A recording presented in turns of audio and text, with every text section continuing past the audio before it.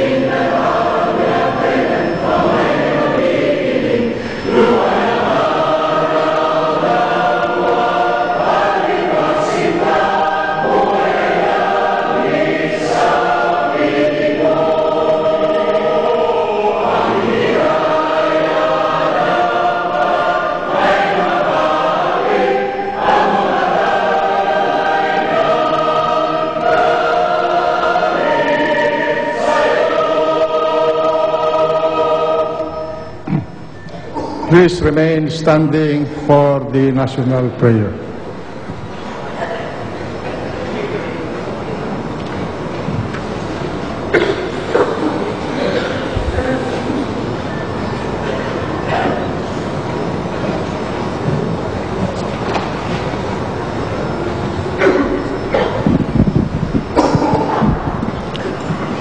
Dinadakila namin, Panginoong makapangyarihan sa lahat. Kami ay nagpapasalamat sa lahat ng biyayang patuloy ninyong ipinagkakaloob sa buong sansinukob at sa aming bayang minamahal. Sa aming pagtitipon-tipon ngayon sa bulwagang ito, Poong pagpapakumbabang humihiling kami ng ibayong patnubay upang maayos at mahusay na maisagawa ang aming adhikain at sinumpaang tungkulin. Naway mapaglingkuran namin ng buong katapatan ang aming mga kababayang nag-atang ng dinadala naming responsibilidad. Pahintulutan po ninyong sa kabila ng aming magkakaibang paniniwala, kami ay magkaisa tungo sa isang bansang malaya, maunlad at mapayapa.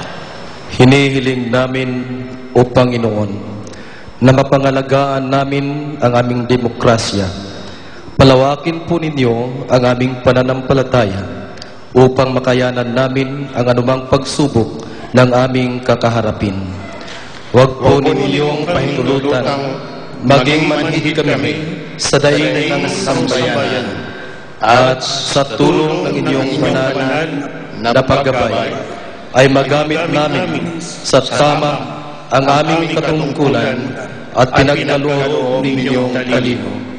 Hinihiling din po namin na sa bagong administrasyong ito, naway kain niyo kami upang may sakatuparan ang ninanais na pagbabago tungo sa ipinangakong daang matuwid na naaayon sa iyong kagustuhan.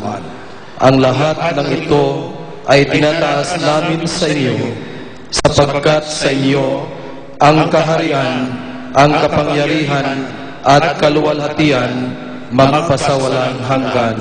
Amen. Amen. Amen. Ladies and gentlemen, honorable members of the Congress of the Philippines, His Excellency Benigno Simeon C. Aquino, the President of the Republic of the Philippines.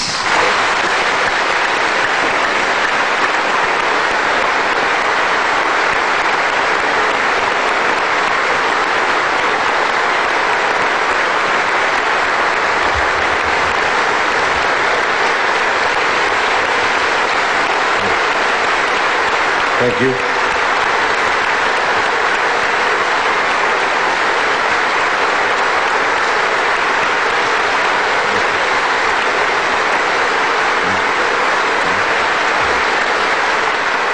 Maraming salamat po. Maupo tayo lahat. Speaker Feliciano Belmonte, Senate President Juan Ponce Enrile, Vice President Jejomar C. Binay, Chief Justice Renato Corona, former Presidents Fidel Valdez Ramos and Joseph Ejercito Estrada, members of the House of Representatives and the Senate, distinguished members of the Diplomatic Corps, my fellow workers in government, mga minamahal kong kababayan. Sa bawat sandali po ng pamamahala ay nahaharap tayo sa isang sangandaan. Sa isang banda po ay ang pagpili para sa ikabubuti ng taong bayan, ang pagtanaw sa interes na nakakarami at pagkapit sa prinsipyo, at ang pagiging tapat sa sinumpangan nating tungkuling bilang lingkod bayan. Ito po ang tuwid na daan. Sa kabilang banda ay ang pag-una sa pansariling interes, ang pagpapaalipin sa politikal na konsiderasyon at pagsasakripiso ng kapakanan ng taong bayan. Ito po ang baluktot na daan. Matagal pong naligaw ang pamahalaan sa daang baluktot. Araw-araw po, lalong lumilinaw sa akin ang lawak ng problemang ating namana. Damang-dama ko ang bigat ng aking responsibilidad. Sa unang 3 linggo ng aming panunungkulan, marami po kaming natuklasan. Nais ko pong ipahayag sa inyo ang iilan lamang sa mga namana nating suliranin at ang ginagawa naming hakbang para lutasin ang mga ito. Sulyap lamang po ito. Hindi pa ito ang lahat ng problemang haharapin natin. Inilihim at sadyang iniligaw ang sambayanan sa totoong kalagayan ng ating bansa. Sa unang 6 na buwan ng taon, mas malaki ang ginastos ng gobyerno kaysa sa pumasok na kita. Lalong lumaki ang deficit natin na umakyat na sa 196.7 billion pesos. Sa target ng koleksyon, kinapos tayo ng 23.8 billion pesos. Ang tinataya namang gastos, nalagpasan natin ng 45.1 billion pesos.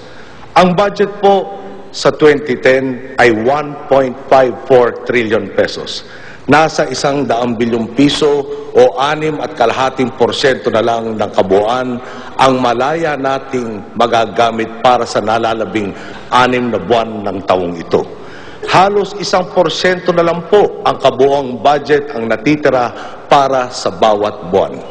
Saan naman po dinala ang pera?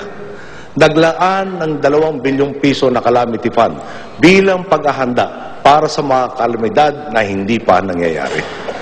Napakaliit na nga ng pondo, ngunit kapapasok pa lang natin sa panahon ng baha at bagyo, 1.4 billion pesos o 70% na ang nagastos. Sa kabuuan ng 108 million pesos para sa lalawigan ng Pampanga, 105 million pesos nito ay napunta sa iisang distrito lamang. Samantala, ang lalawigan ng Pangasinan na sinalanta ng Pepeng ay nakatanggap ng 5 milyong piso lamang para sa pinsalang idinulot ng iba pang bagyo, ang ngalan ay Cosme, na nangyari noong 2008 pa. Ibinigay po ang pondo ng Pampanga sa buwan ng eleksyon. 7 buwan pagkatapos ng Ondoy at Pepeng. Paano kung bumagyo bukas? Inubos na ang pondo nito para sa bagyong nangyari noong 1 taon pa. Pagbabayaran ng kinabukasan ang kasakiman ng nakaraan. Ganyan din po ang nangyari sa pondo ng MWSS. Kamakailan lamang, pumipila ang mga tao para lang makakuha ng tubig. Sa kabila nito, minabuti pa ng liderato ng MWSS na magbigay ng gantimpala sa sarili kahit hindi pa nababayaran ang pensyon ng mga retiradong empleyado. Noong 2009, ang buong payroll ng MWSS ay 51.4 million pesos. Pero hindi lang naman po ito ang sahod nila. May mga additional allowances at benefits pa sila na aabot sa 160.1 million pesos. Sa madaling sabi, Nakatanggap sila ng 211.5 million pesos noong nakaraang taon. 24% lang nito ang normal na sahod at 76% ang dagdag. Ang karaniwang manggagawa, hanggang 13th month pay plus cash gift lang ang nakukuha. Sa MWSS, aabot sa katumbas na mahigit sa 30 buwan ang sahod, kasama na ang lahat ng mga bonuses at allowances na nakuha nila. Mas matindi po ang natuklasan natin sa pasahod ng kanilang Board of Trustees. Tingnan po natin ang mga allowances na tinatanggap nila. Umupo ka lang sa Board of Trustees at Board Committee meetings, 14 mil na. Aabot ng 98 mil ito kada buwan. May grocery incentive pa sila na 80 mil